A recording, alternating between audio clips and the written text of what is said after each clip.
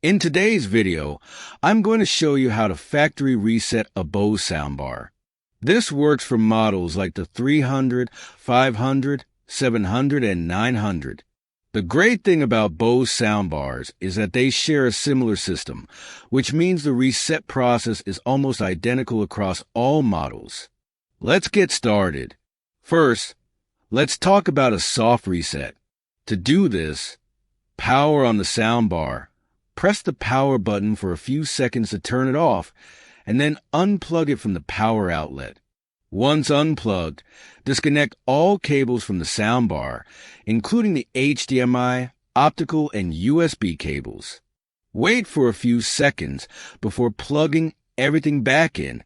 After reconnecting the cables and powering the soundbar back on, it should complete the soft reset. If you're looking to do a factory reset, which completely restores the soundbar to its original factory settings, most Bose soundbars require pressing and holding a specific combination of buttons on the Bose remote for a few seconds. The exact buttons vary by model, so check your manual for the correct combination. For example, on some models, you might hold down the volume down and play/pause buttons together until the reset starts. Alternatively, you can use the Bose Music app. Open the app, go to My Account, and select Manage Products.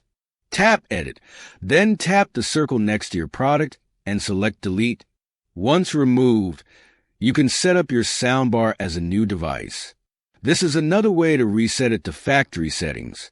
Whether it's the 300, 500, 700, or 900, this process works for most models. If you have any questions or run into issues, drop a comment below, and I'll be happy to help.